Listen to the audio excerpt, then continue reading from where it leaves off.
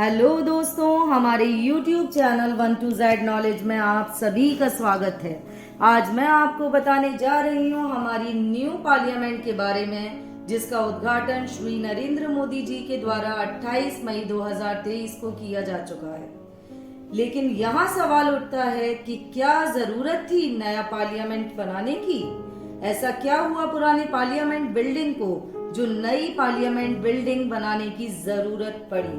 आइए बात करते हैं इन सारे सवालों की हम आज के इस वीडियो में। जैसा कि हम जानते हैं, भारत दुनिया का सबसे बड़ा लोकतंत्र और इस लोकतंत्र का मंदिर है पार्लियामेंट। 64,500 मीटर स्क्वायर एरिया में बना पुराना संसद भवन, जिसका उद्घाटन आज से लगभग 100 साल पहले 18 जनवरी 1927 को वायसराय लॉर्ड इरविन के द्वारा किया गया था, जिसे सेंट्रल विस्टा एवेन्यू प्रोजेक्ट के अंतर्गत सर एडविन ल्यूटन्स और सर हर्बर्ट बेकर ने तैयार किया।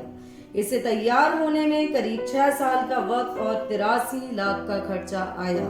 इसके साथ ही पुराने संसद भवन का पूरा परिसर करीब 6 एकड़ की जमीन में फैला हुआ है, जिसमें 12 दरवाजे, एक सेंट्रल हॉल, लोकसभा, राज्यसभा आदि हैं।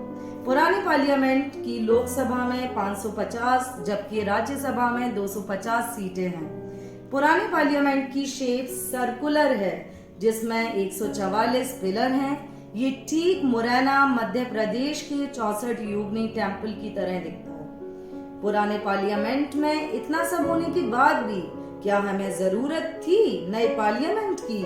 जी हाँ, हमें जरूरत थी नए पार्लियामेंट की, क्योंकि बीते लगभग 100 सालों में आवश्यकता के अनुसार पुरानी पार्लियामेंट बिल्डिंग को कई बार रिपेयर और रिनोवेट किया जा चुका है। लेकिन अब पुरानी संसद में सिटिंग कैपेसिटी बढ़ाना मुमकिन नहीं और ना ही मुमकिन है इंफ्रास्ट्रक्चर में सुधार करके उसे अपग्रेड करना। इसीलिए आज न्यू पार्लियामेंट बिल्डिंग एक विकल्प नहीं बल्कि जरूरत है।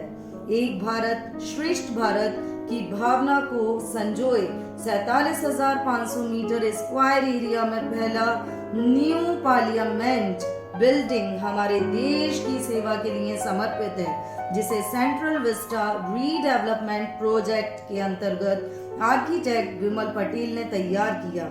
इसे तैयार होने में लगभग 3 साल का वक्त लगा और इसे बनाने में 971 करोड़ का खर्चा आया।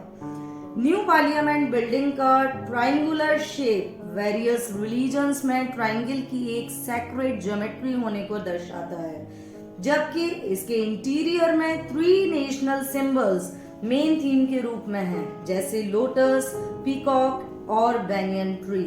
न्यू बिल्डिंग के टॉप पर 6.5 मीटर्स हाइट का कांस्य का नेशनल एम्बलम फिटेड है।